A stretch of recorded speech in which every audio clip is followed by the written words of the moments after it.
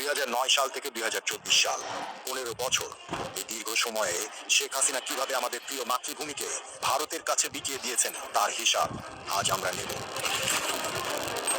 আপনি কি জানেন যে চট্টগ্রাম বন্দর ব্যবহার করে ভারত প্রতি বছর হাজার হাজার কোটি টাকা সাশ্রয় করেছে, অথচ আমরা কিছুই পাইনি? আপনি কি জানেন যে আমাদের রেলপথ তৈরি হয়েছে ভারতের সাথে, আমাদের নয়?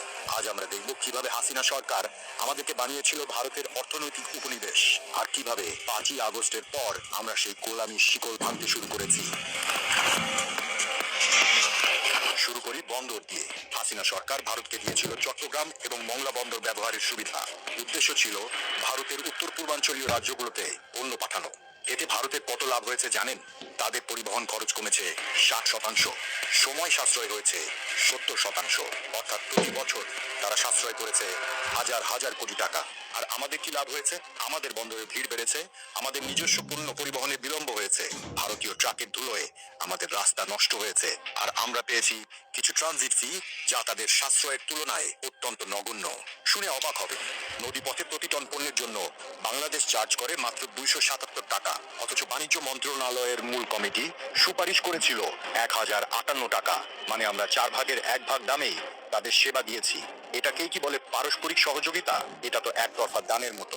আমাদের কৌশলগত সম্পদ ব্যবহার করে তারা কোটি কোটি টাকা সাশ্রয় করলো, আর আমরা থাকলাম হাত পেতে। এমনকি এই ট্রানজিট সুবিধার বিনিময়ে আমরা তাদের কাছ থেকে কোনো উল্লেখযোগ্য অর্থনৈতিক সুবিধাও পাইনি। তারা যা দিয়েছে তা তাদের নিজস্ব স্বার্থেই। এবার আসি রেল ও সড়ক সংযোগের গল্পে। আখাউড়া আগরতলা রেল লিংক, খুলনা মংলা বন্দর রেল লাইন, এসব প্রকল্প ভারতীয় ক্রেডিট লাইনে করা হয়েছে। কিন্তু দেখুন, এই প্রকল্পগুলোর মূল উদ্দেশ্য কি ছিল?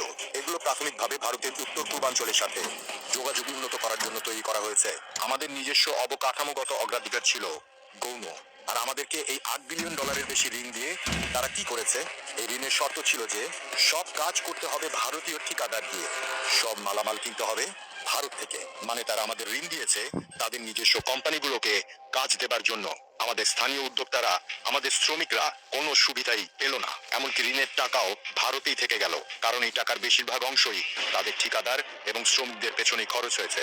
এটা কোন ধরনের উন্নয়ন সহযোগিতা? এটা তো বাংলাদেশের নামে ভারতের অর্থনীতি শক্তি করার ফন্দি। আর এদিকে এখন আমাদের ঘাড়ে বিশাল ঋণের বোঝা।